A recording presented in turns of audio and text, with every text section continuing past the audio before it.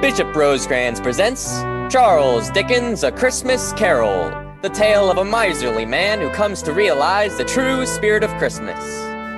When this story first appeared, over 175 years ago, few observed Christmas, other than at church. Few employers gave workers off for the holiday, and the jolly country celebrations of England's past were largely forgotten in the cities.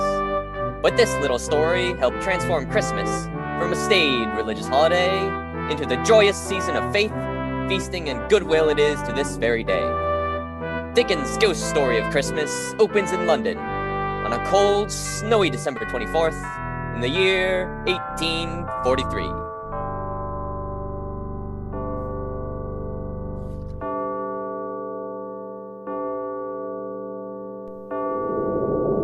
Once upon a time, of all the good days in the year, on Christmas Eve, old Scrooge sat busy in his counting house. Ebenezer Scrooge was a squeezing, wrenching, grasping, scraping, clutching, covetous old sinner, a hard-hearted miser.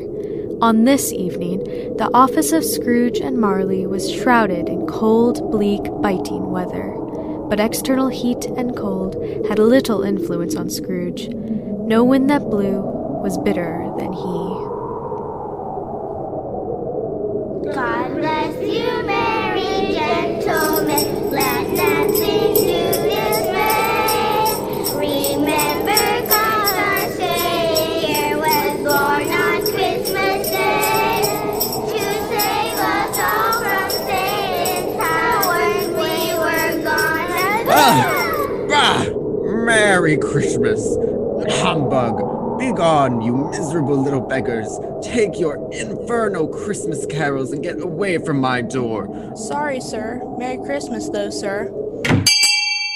Bah! And you, nephew, what right have you to be merry? You're poor enough. Merry Christmas! Bah! Humbug!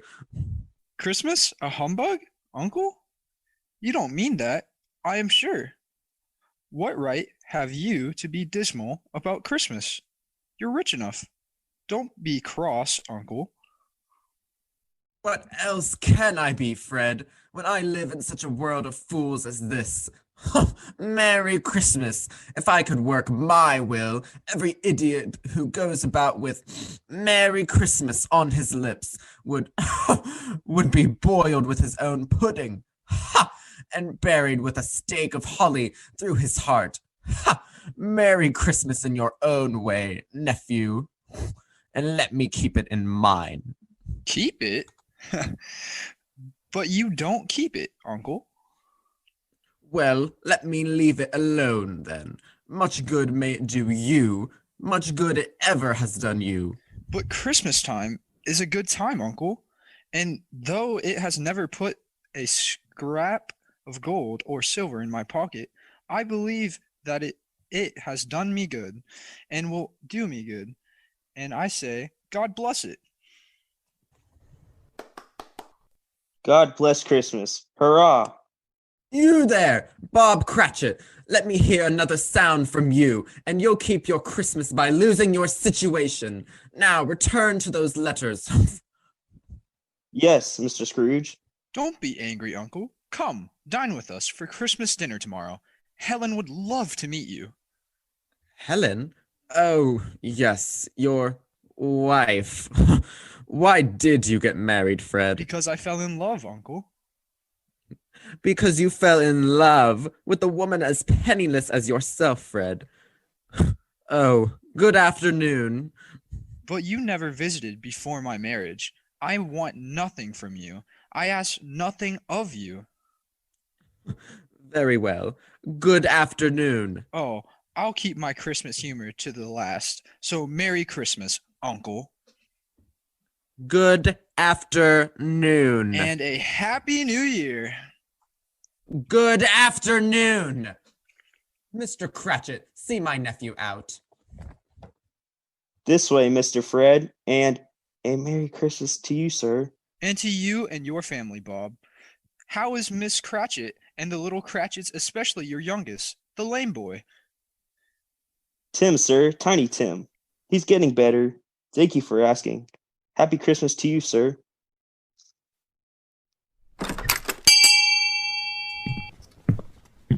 To see you, sir. Good day, sir. Have I the pleasure of addressing Mr. Scrooge or Mr. Marley? Mr. Marley, my partner, has been dead these 7 years. In fact, he died 7 years ago this very night. I am Ebenezer Scrooge. Well, at this, festive season, Mr. Scrooge, we seek charity for the poor and destitute. You see, many of thousands are in want of common necessaries. Hundreds of thousands are in want of common comfort, sir. Are there no prisons? Plenty of prisons. And the union workhouses, are they still in operation? They are. I wish I could say they were not. The treadmill and the poor law are in full vigor, then? Both very busy, sir. Oh, I was afraid that something had stopped them in their useful course. I'm very glad to hear it. Well, they scarcely furnish Christian cheer, Mr. Scrooge. A few of us wish to buy the poor some meat and drink, and means of warmth. We do so now because it is a time when want is keenly felt, and abundance rejoices. So what shall I put you down for? Nothing. Ah! You wish to be anonymous, sir? I wish to be left alone. I don't make merry myself at Christmas, and I can't afford to make idle people merry. I help to support the prisons and workhouses. They cost enough. Let those who are badly off go there. Oh, but many can't go there. Yes, many would rather die. If they would rather die, they had better do it and decrease the surplus population. I see. So the firm of Scrooge and Marley declines regardless? It's enough for a man to understand his own business and not to interfere with other people's. Mine occupies me constantly. Good evening, then. Very well. You have made your views quite clear. Good evening to you, sir.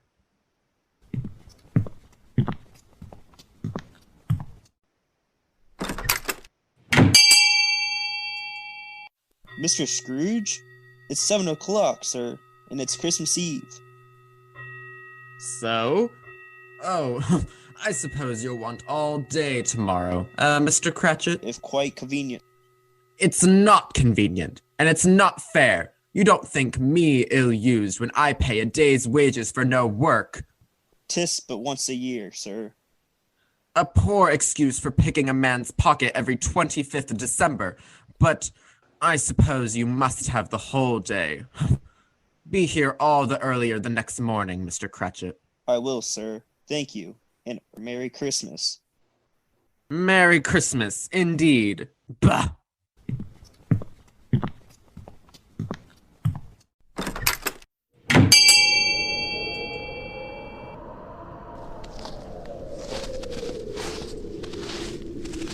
Scrooge took his melancholy dinner in his usual melancholy tavern, and walked home through the rolling fog and bitter cold. He silently passed the urchins crowded round fires in the street, trying to keep warm. The icy Scrooge trudged along through the dark streets, but just as he reached the door of his dismal house, he thought he heard something calling, Ebenezer Scrooge! Ebenezer Scrooge! It was the voice of his long-dead partner, Jacob Marley, whose ghostly face appeared on the door knocker. Scrooge hurried inside, closed the door, and locked himself in. He double locked himself in. He checked the sitting room, bedroom, lumber room, all as they should be. Nobody under the table, nobody under the sofa, nobody under the bed, nobody in the closet. Secured against surprise, Scrooge put on his dressing gown and nightcap, and sat down before the fire to take his gruel. When, suddenly,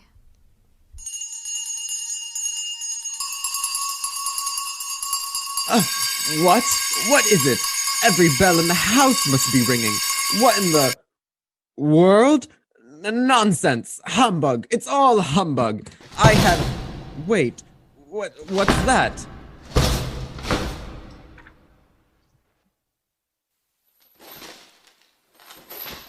Someone's in the cellar, but the doors are locked, double locked. Something is coming up the stairs. Closer, it's outside my door. It's humbug. I won't believe it. Ebenezer Scrooge! Ah! How now? What do you want with me? Who are you?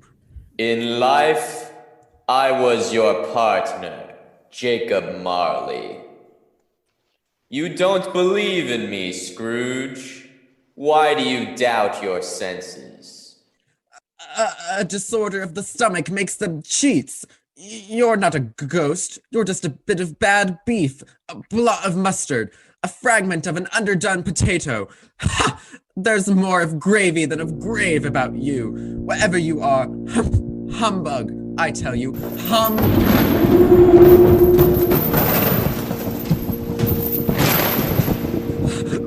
Mercy! I believe you! I believe you! I must!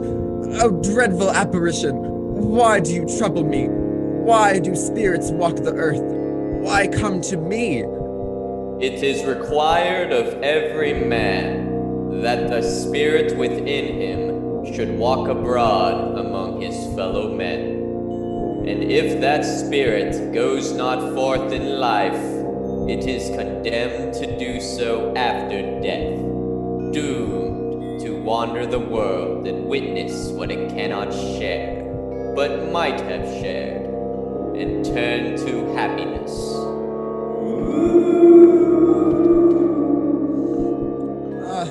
You are fettered, Jacob. Tell me why. I wear the chain I forged in life, link by link, yard by yard. I am chained by cash boxes, keys, padlocks, ledgers. Witness the weight and length of strong chain you bear yourself, Scrooge. It is a ponderous chain. I see no chain.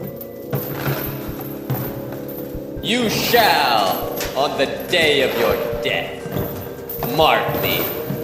In life, my spirit never roved beyond the narrow limits of our money-changing hole. Now, I am doomed to wander without rest or peace. No regret can make amends for one life's opportunity lost. But you were always a good man of business. Business? Business? Mankind was my business.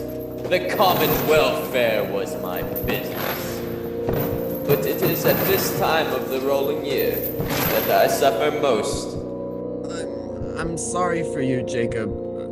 Is there anything I can do? For me, it is too late. But I have come to warn you of a hope and chance of escaping my fate. You will be haunted by 3 spirits. Expect the first tomorrow when the bell tolls 1. The second, the next night at the same hour. The third, upon the next night at the last stroke of 12. Without their visits, you cannot hope to shun the path I tread.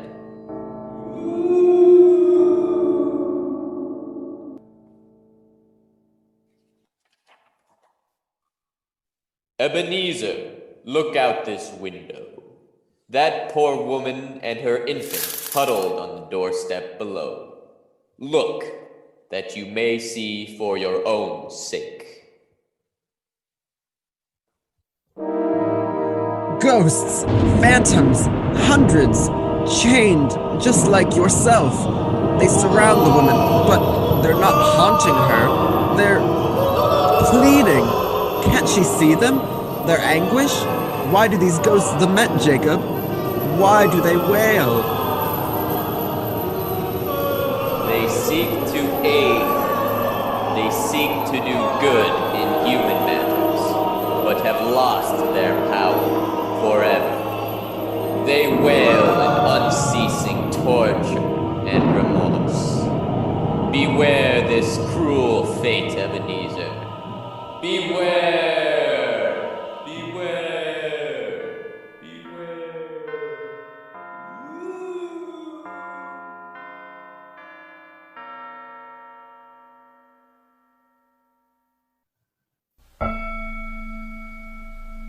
Scrooge awoke. He was lying on his bed, still in his robe. Was Marley's visit a dream or not? He decided it was a dream and nothing more. But suddenly, the curtains of his bed were drawn aside, and Scrooge found himself face to face with the unearthly visitor who drew them.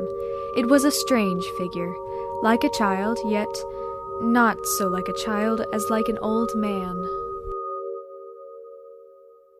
Ebenezer Scrooge? Are you the spirit whose coming was foretold? I am the ghost of Christmas past. Long past? Your past. I've come for your welfare. Rise, Scrooge, and walk with me. What? Out the window? But I am mortal and liable to fall. Bear but a touch of my hand upon your heart, and you shall be upheld in more than this. As the words were spoken, they passed through the wall and stood upon an open country road with fields on either hand. A little market town appeared in the distance, with its bridge, its church, and winding river. It was a clear, cold winter day with fresh snow upon the ground. Do you recognize this place, Scrooge? Good heavens! I was bred in this place. I was a boy here. Look, in that coach going by, my schoolmates, Edward and John. They're on the Norfolk coach, taking them home for the Christmas holiday. Hello, Johnny, Plorn, it's me, Ebenezer. Wait, these are but shadows of the things that have been. They have no consciousness of us. Come.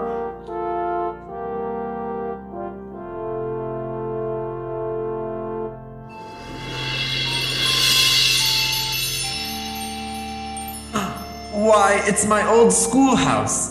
Alas, it wasn't a place of learning, more like a prison. On Christmas Eve, the school is not quite deserted. A solitary child, neglected by his friends, is left there still. A lonely boy, reading beside a feeble fire. Do you know him? Yes, I know him. I am that child. Alone. My only companions were my books. Ali Baba, Robin Crusoe. Oh, poor boy. Oh, I wish, but it's too late now. What is the matter, Scrooge? Oh, nothing. There was a boy singing a Christmas carol at my door last night. I should like to have given him something, that's all. Let us see another Christmas. Come.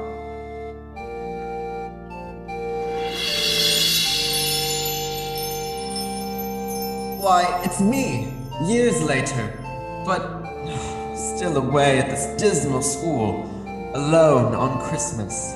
Ebenezer? Ebenezer! It's Fawn, my sister, my beloved Fawn. Dear, dear brother, I have come to bring you home. Yes, home. Home forever and ever. Father is so much kinder than he used to be. That home is like heaven.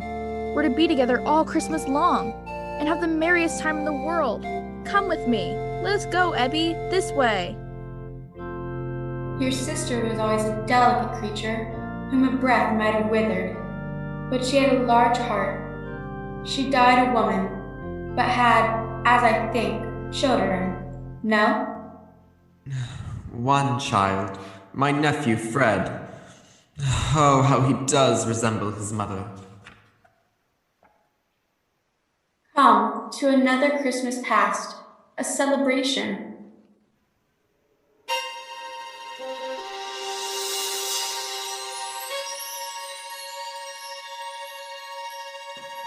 Fezziwig's warehouse. I apprenticed here. Why, it's old Fezziwig. Bless his heart. It's Fezziwig alive again at one of his Christmas parties. Yo ho there, Ebenezer, John, no more work tonight. It's Christmas Eve. Join in the festivities. Merry Christmas all. Come and dance. Hively ho. Hands half round and back again. Down the middle and up again. Round and round, advance and retire. Old top couple, bow and back. New top couple, start off again. Advance and retire. Both hands to your partner, bow and curtsy.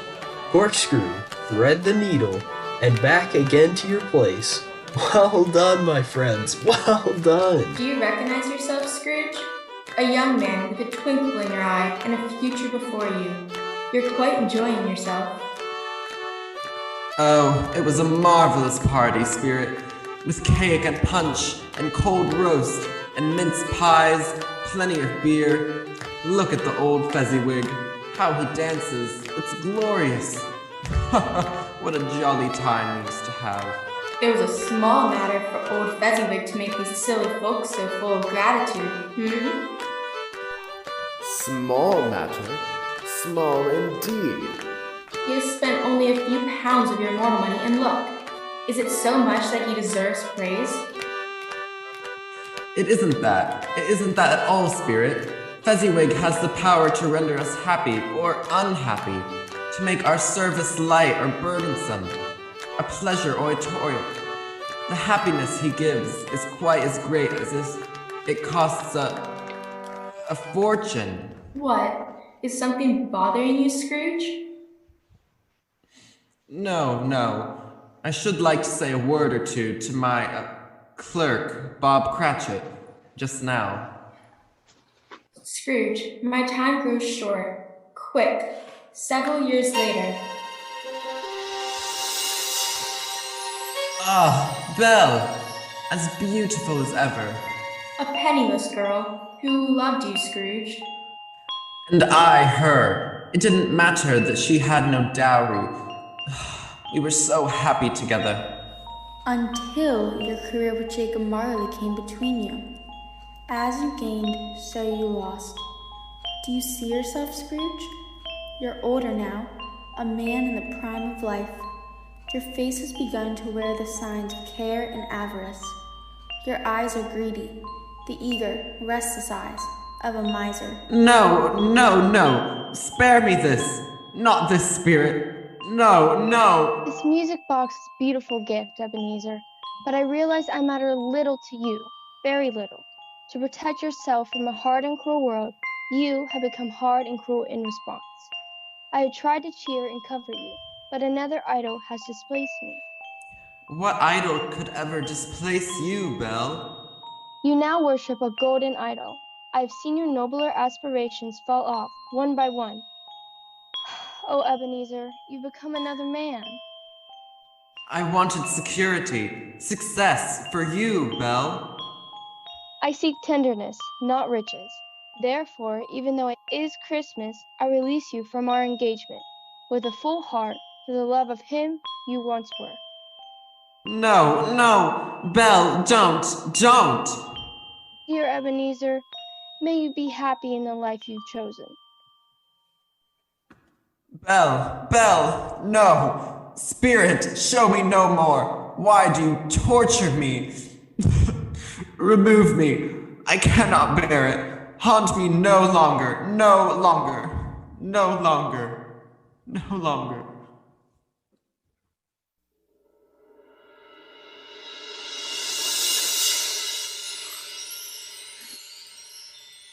There will now be a brief intermission.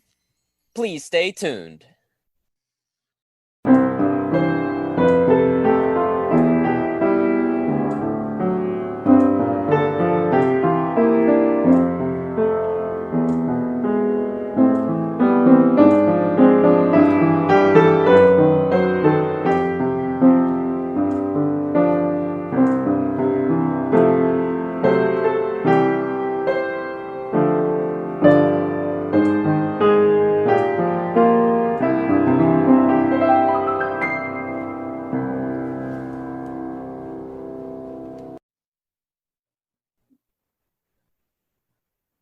Welcome back to our presentation of Charles Dickens' A Christmas Carol.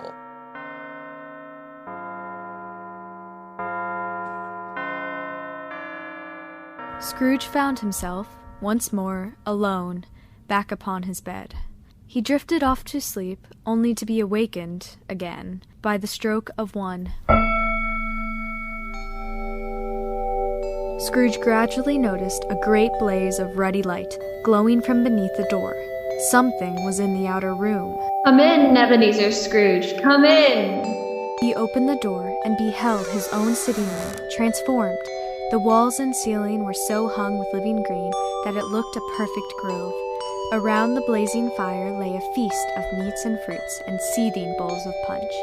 And there sat a jolly giant, glorious to see. She bore a glowing torch, shaped like Plenty's horn, and held it up, high up, to shed its light on Scrooge as he came peeping around the door.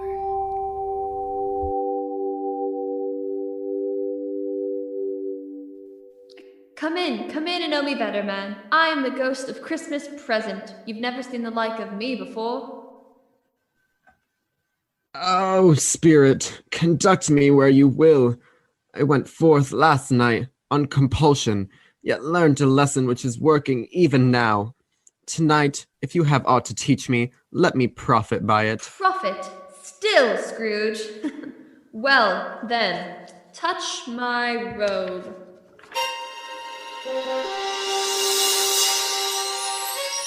And instantly they were transported to the streets of London on a bright Christmas day. The shops were bustling, with jolly people completing their errands or returning from church. The grocers, the poultry and fruit shops, all were busy and all a delight. Presently, Scrooge and the Spirit came to Camden Town, to a humble house on a humble street. This is the home of my clerk, Bob Cratchit, his wife and 6 children. Why are we here, Spirit? What has ever got your precious father, then? And your brother, Tiny Tim? Oh, but here's Martha, Mother! Sorry I'm late, Mother. We had a deal of work to finish up late last night and to clear away this morning. Well, never mind. So long as you are home, sit ye down by the fire, my dear, and get warm. Lord bless ye. No! Father's coming! Hide, Martha! Hide! Father! Father! Ah, Peter, Belinda, Frederick, Harriet. Why, where's our Martha? Not coming. Not coming? Not coming upon Christmas Day? Here I am. Happy Christmas, Father. How did little Tim behave at church, Bob? As good as gold, Mother, and better. Right, Tim? They sang ever so nice, Mother. I hope the people saw me in church. Because I'm a cripple, it might be pleasant for them to remember on Christmas who made lame beggars walk and blind men see. Bless you, my son. See, Mother, his heart is strong and he will get better. I know it. Oh, let's play a game, Father. Play the memory game with us. Please, please. Yes, and then we'll sing some songs and oh, look! Oh, smell that goose. Hurrah, look, look. There was never such a goose, never. All right, be seated. Here you go. Take your turn now. There's plenty of bread and potatoes for all of you. Eat them first. And later, plum pudding. Martha, dear, sit next to Tiny Tim and make sure he eats plenty. He must stay strong and, well, if anything should happen to. Oh, Mother, don't even think that. I'll see that he eats well. Here, Tim. Quiet, please. Quiet. Such a feast requires a Merry Christmas to us all. God bless us. God bless us. God bless us. God bless us. God bless us. God bless us. God bless us, everyone. Tell me, Spirit, tell me if Tiny Tim will live. See a vacant seat by the chimney, and a crutch without an owner, carefully preserved. If these shadows remain unaltered by the future, the child will die. No, no, oh no, kind Spirit, say he will be spared. Why? If he be like to die, he had better do it and decrease the surplus population. Oh, you use my own words against me. Yes, perhaps in the future you will hold your tongue until you have discovered what the surplus population is and where it is. It may be that in the sight of heaven, you are more worthless and less fit to live than millions like this poor man's child. Now the punch, steaming hot. Take your turn. There's enough for a toast and one after that. A toast! A toast! A toast to Christmas! Here, I would like to propose a toast to, Mr. Scrooge, the founder of the feast. To Mr. Scrooge. Father, what? The founder of the feast indeed. I wish I had Mr. Scrooge here. I'd give him a piece of my mind to feast upon, and I hope he'd have a good appetite for it. My dear, it's Christmas Day. Oh, I'll drink to his health, for your sake, and the day's, not for his. Long life to him, a Merry Christmas and a Happy New Year. He'll be very merry and very happy, I have no doubt. Come, Ebenezer, to a gathering across town.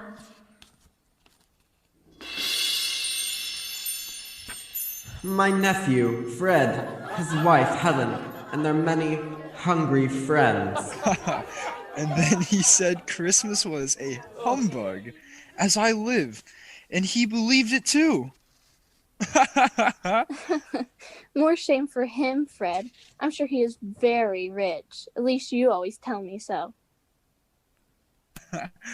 What of that, my dear wife? His wealth is no use to him. He doesn't make himself comfortable with it. But here, a toast, a Merry Christmas and a Happy New Year to the old man, whatever he is. He wouldn't take it from me, but he may have it. Just the same to Uncle Scrooge. To Uncle Scrooge! Come, Ebenezer, there is much more to see. Men who keep Christmas in their hearts. Come. Much they saw, and far they went, and many homes they visited, but always with a happy end. The spirits stood beside sick beds, and they were cheerful. On foreign lands, and they were close at home. By poverty, and it was rich. In almshouse, hospital, and jail, in misery's every refuge, the spirit of Christmas left her blessing, and taught Scrooge as she went. Presently, they returned to the streets of London for the spirit's final lesson, but the spirit had aged.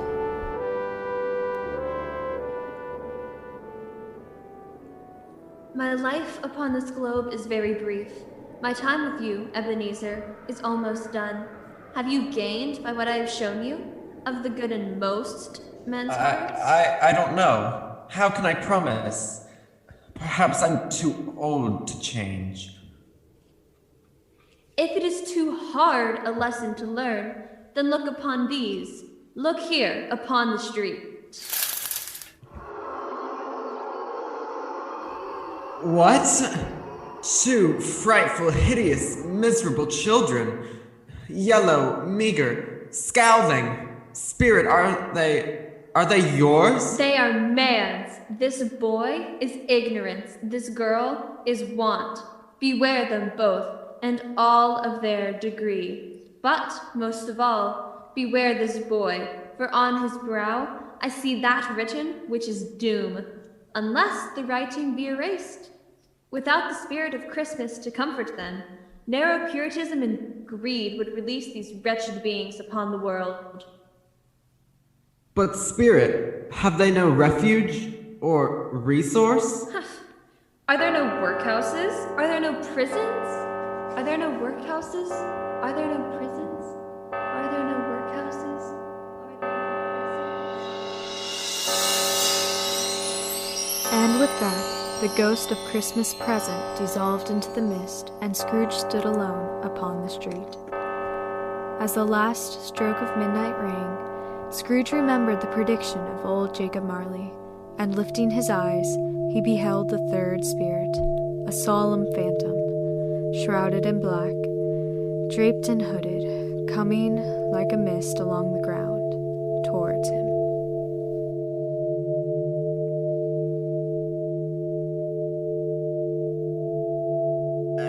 Am I in the presence of the ghost of Christmas yet to come?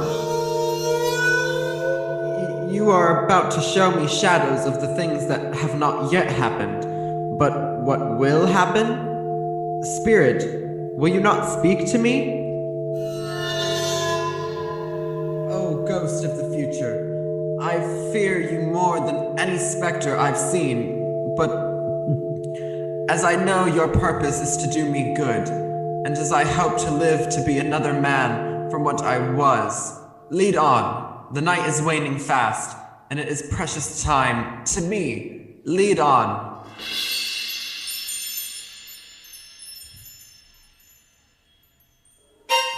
Spirit, once more we are here at the home of Bob Cratchit, but it is different. So quiet. What is it, Spirit? What kind of Christmas day is this?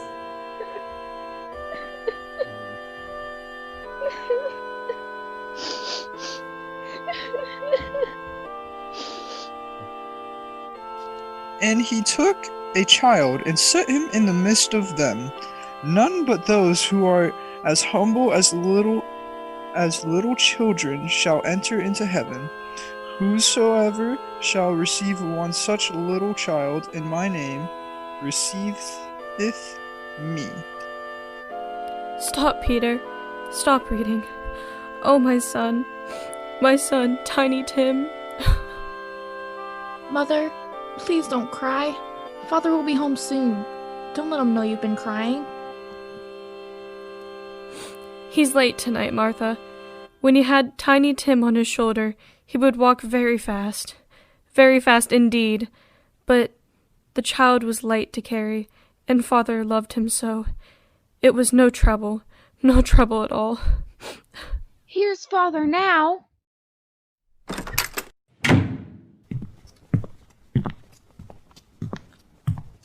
Sorry I'm late, Mother. I wish you could have gone. It would have done you good to see how green a place it is. But you'll see it often. I promise. I promised Tim that we'd walk there on Sundays. Oh, Bob. Little child. My little child. Oh, that's cruel, Spectre. Can't you give me some ray of hope? That I may change all this, that Tiny Tim may live? Spirit, where are we now? Merciful heaven! A dismal, ruinous churchyard. Desolate, lonely, crumbling graves. Is poor Tiny Tim buried here? Tell me, Spirit, are these the shadows of things that will be? Or are they the shadows of things that may be only? Spirit, that tombstone to which you point, what is written upon it?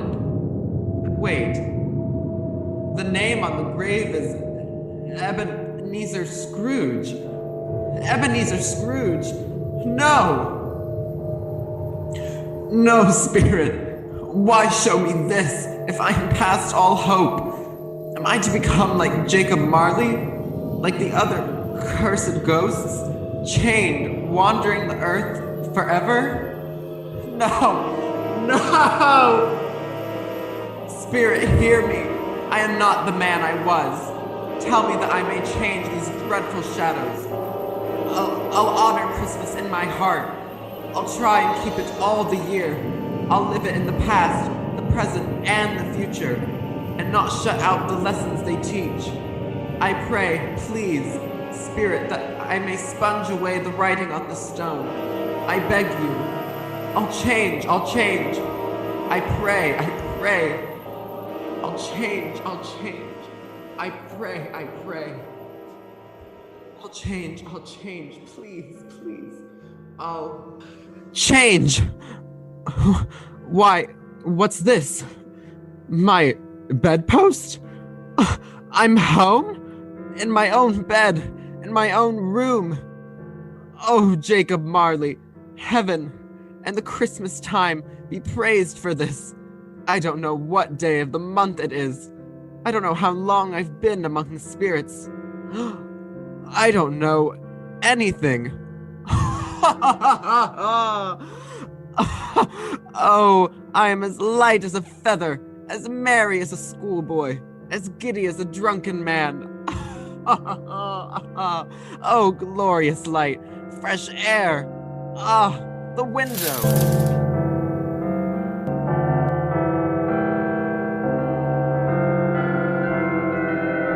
Why, Merry Christmas! Merry Christmas! And a Happy New Year, sir. Boy! What's today? What day is it, my fine fellow? Today? Why, it's Christmas Day, sir. Christmas Day? Ah, I haven't missed it. The spirits have done it all in one night.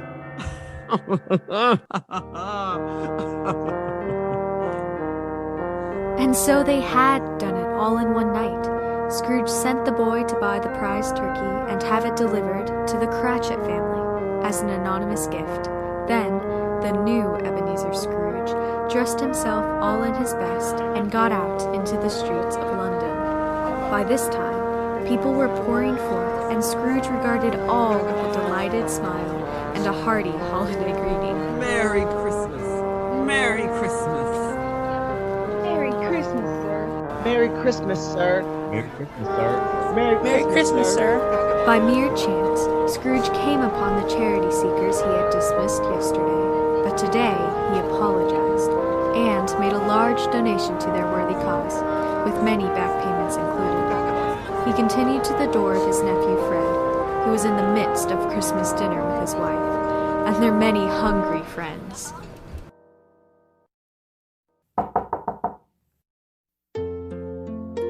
Oh, Ebenezer? Why, I can't believe you're really here. At my home. On Christmas. I come to beg your pardon, Fred, for the things I said about Christmas. That was a humbug. Ah. Well, I don't know what to say.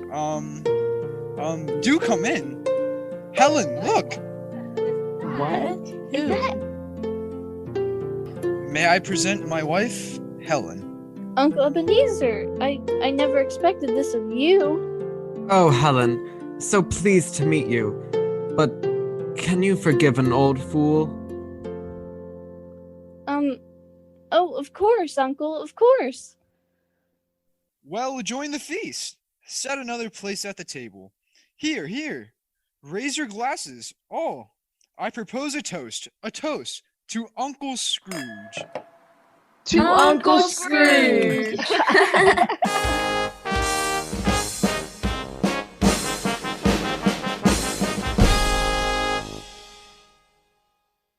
And so Ebenezer Scrooge rejoined his family, and rejoined the family of man. The next morning, Scrooge was early at the office. If he could only be there first, and catch Bob Cratchit coming late. That was the thing he had set his heart upon. And was Bob ever late? The clock had struck 9, no Bob. 1:15, no Bob. Finally... I am very sorry, sir. I am behind my time. It shall not be repeated. I was making rather merry yesterday, sir.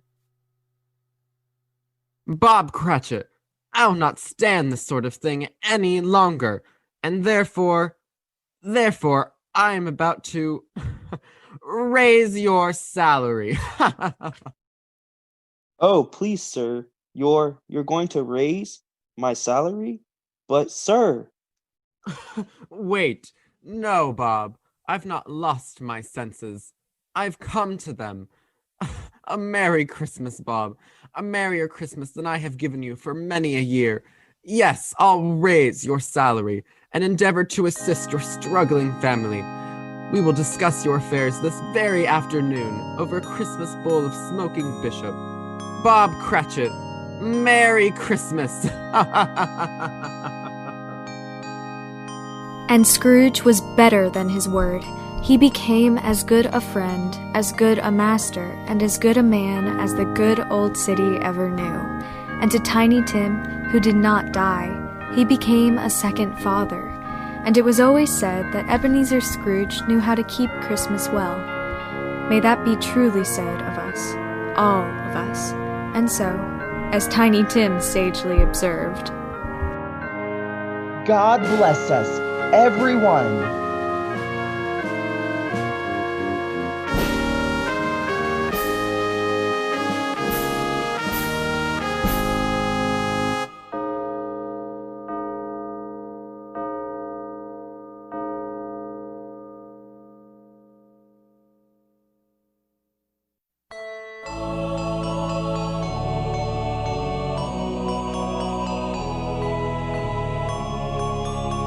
Ladies and gentlemen, all through our holiday playhouse, not a creature is stirring that doesn't wish our radio audience a Merry, Merry Christmas. This goes for all of us, from our Walla Walla vocalizers.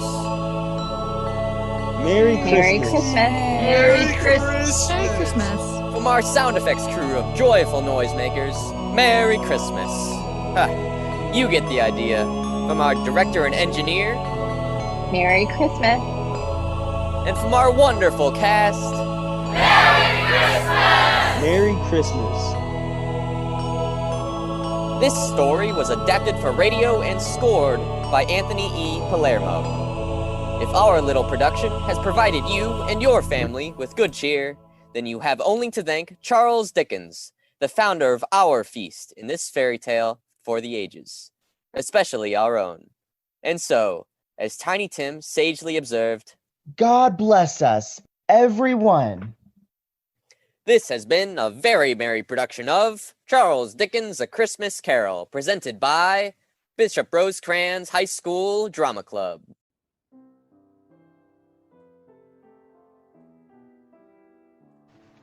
Ebenezer Scrooge. Ebenezer Scrooge.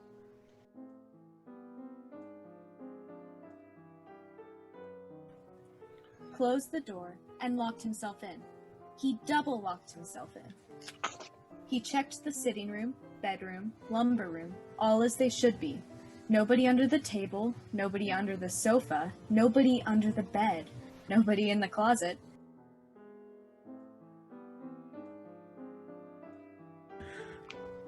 Ah! Bah! Merry Christmas! Humbug! Begone, you miserable little beggars!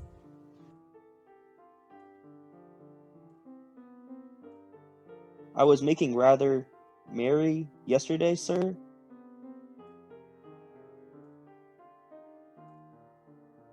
Don't be angry, Uncle. Come, dine with us for Christmas dinner tomorrow. Helen would love to meet you.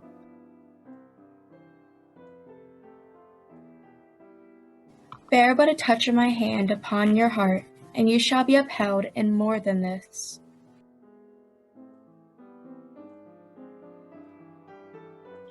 Why? If he be like to die, he had better do it and decrease the surplus population.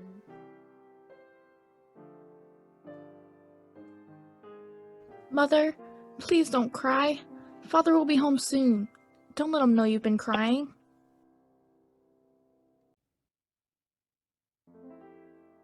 Yo ho there, Ebenezer, John, no more work tonight. It's Christmas Eve.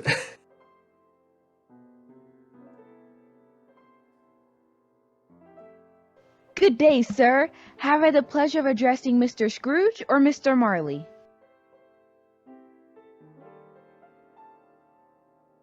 I seek tenderness, not riches. Therefore, even though it is Christmas, I release you from our engagement, with a full heart, for the love of him you once were.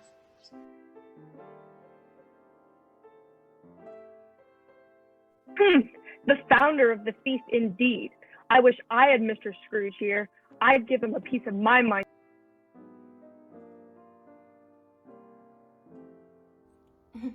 More shame for him, Fred. I'm sure he's very rich. At least you always tell me so.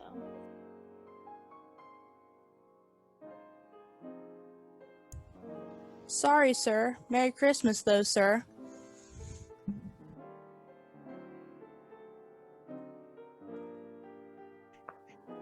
Oh, smell that goose! Hurrah! Look! Look! There was never such a goose! Never!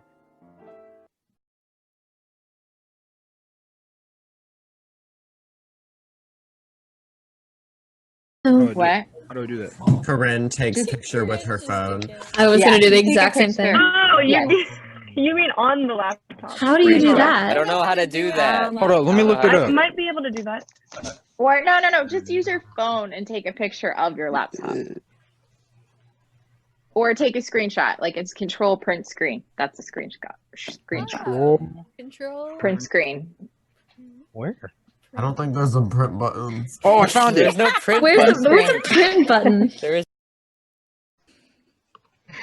It's gonna be such a great Christmas.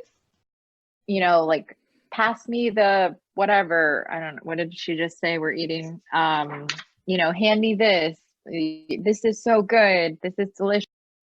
No wind that blew was bitter than he.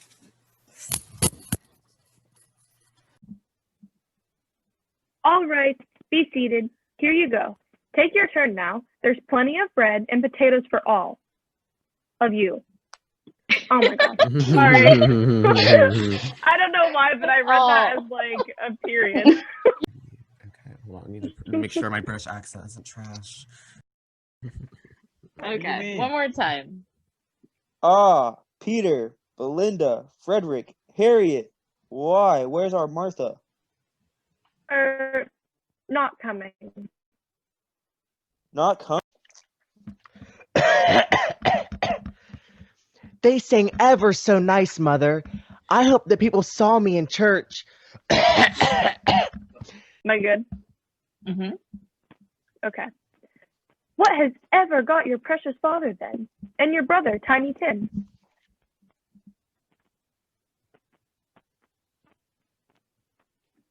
Who's Peter? Thomas. Oh. Yes. Go ahead, whenever you're ready. Yes. And then we'll sing some songs. No. And, 37. Yo, what? You're on page 37, line 2. Oh. What? 30. Oh. I'm on a whole different page. Okay. All right. Where are we at again? Oh, but here's 37, Martha. line 2. All right. Oh, but here's Martha, Mother. Hoorah. Hurrah. Hurrah. Hurrah. All right. Thank you. Hurrah, Zuri. Thank you. Hoorah. Hold up. Hurrah. You Okay. want me to do that? So, Why, it's old Fezziwig. Bless his heart. It's Fezziwig, alive again, at one of his Christmas parties.